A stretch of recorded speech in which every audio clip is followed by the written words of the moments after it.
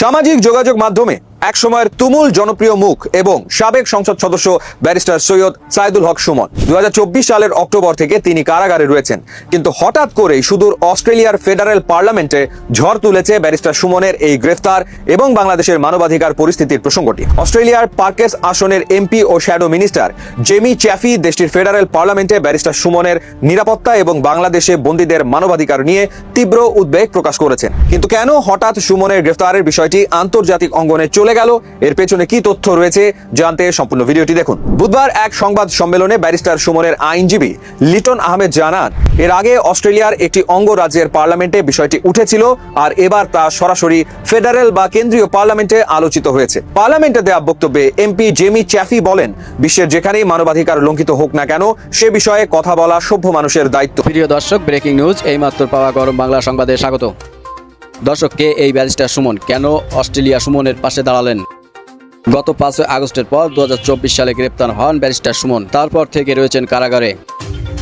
একসময় সামাজিক যোগাযোগ মাধ্যম ব্যারিস্টার সুমনকে দুর্নীতি, ব্যভিচার, কর্মকাণ্ডের বিরুদ্ধে প্রতিবাদ, জনগণের কাছে গ্রহণযোগ্যতা ছিল শীর্ষে।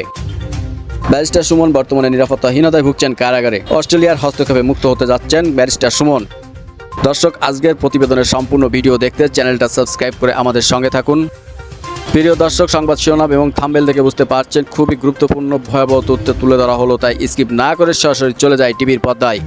অস্ট্রেলিয়ার ডাব্বো সহ বিভিন্ন অঞ্চলে বসবাসরত বাংলাদেশি প্রবাসীরা ব্যারিস্টার সুমনের সার্বিক অবস্থা নিয়ে উদ্বেগ প্রকাশ করার পরেই তিনি বিষয়টি পার্লামেন্টের নজরে আনেন। এমপি চ্যাফি তার বিবৃতিতে উল্লেখ করেন, ব্যারিস্টার সুমন দীর্ঘদিন ধরে দুর্নীতি, অবিচার ও ক্ষমতার অপব্যবহারের বিরুদ্ধে সোচ্চার ছিলেন এবং সুবিধা বঞ্চিত মানুষের অধিকার প্রতিষ্ঠায় কাজ করেছেন। তিনি আরও দাবি করেন, অন্তর্বর্তী সরকারের আমলে সুমনকে গ্রেফতারের পর তার বিরুদ্ধে রাজনৈতিক উদ্দেশ্য প্রণোদিত একাধিক মামলা করা হয়েছে বলে তিনি তথ্য পেয়েছেন। তবে শুধু গ্রেফতারই নয়, অস্ট্রেলিয়ার পার্লামেন্টে 2024 সালের পর থেকে বাংলাদেশে আটকে থাকা কয়েকজন রাজনীতিবিদের কারাবন্দী অবস্থার খাদ্য, স্বাস্থ্যসেবা ও চিকিৎসা সুবিধা নিয়ে গুরুতর উদ্বেগ প্রকাশ করা হয়েছে। এমনকি নির্যাতন, চরম অপুষ্টি এবং হেফাজতে থাকা বন্দীদের প্রয়োজনীয় চিকিৎসা সেবা থেকে বঞ্চিত করার মতো কিছু অভিযোগের কথাও সেখানে তোলা হয়েছে। রিপোর্টে দাবি করা হয়, সুমনের সমর্থকরা তার নিরাপত্তা নিয়ে শঙ্কিত এবং তার পরিবারের সদস্যরা দেশ ছাড়তে বাধ্য হয়েছেন। এবার আসা যাক সুমনের মামলার বর্তমান আইনি অবস্থায়।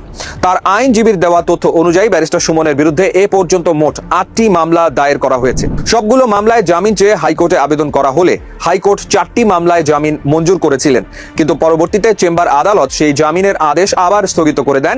বাকি মামলাগুলোর রুল এখন নিষ্পত্তির অপেক্ষায় রয়েছে। অস্ট্রেলিয়ার মতো একটি প্রভাবশালী দেশের ফেডারেল পার্লামেন্টে এই বিষয়টি উত্থাপন হওয়া বাংলাদেশের জন্য বেশ তাৎপর্যপূর্ণ। এমপি জেমি চ্যাফি সরাসরি প্রশ্ন তুলেছেন, এ ধরনের মানবাধিকার লঙ্ঘনের অভিযোগের প্রেক্ষিতে অস্ট্রেলিয়ার ফেডারেল সরকার বাংলাদেশের বর্তমান সরকারের সঙ্গে কি ধরনের কূটনৈতিক উদ্যোগ নিয়েছে বা ভবিষ্যতে কি পদক্ষেপ নেবে। আইনজীবী অবশ্য আশা প্রকাশ করেছেন, বাংলাদেশ সরকারের সঙ্গে গঠনমূলক আলোচনার মাধ্যমে সংশ্লিষ্ট ব্যক্তিরা দেশের প্রচলিত আইন ও সংবিধান অনুযায়ী দ্রুতই ন্যায় বিচার পাবেন। একদিকে স্থানীয় আদালতে আইনি লড়াই, অন্যদিকে আন্তর্জাতিক অঙ্গনে প্রবাসীদের লবিং ও উদ্বেগ, সব মিলিয়ে ব্যারিস্টার সুমনের মামলাটি এখন সম্পূর্ণ নতুন একটি ডাইমেনশনে মোড় নিয়েছে। আপনার কি মনে হয়, অস্ট্রেলিয়ার পার্লামেন্টের এই উদ্বেগ কি ব্যারিস্টার সুমনের আইনি মুক্তিতে কোনো প্রভাব ফেলবে? কমেন্ট করে আপনার মূল্যবান মতামত জানান। দর্শক, চাঞ্চল্যকর সব সংবাদ দেখতে আমাদের খুলনা চ্যানেলটা সাবস্ক্রাইব করে বেল বাটনটি অন করে পাশে থাকুন।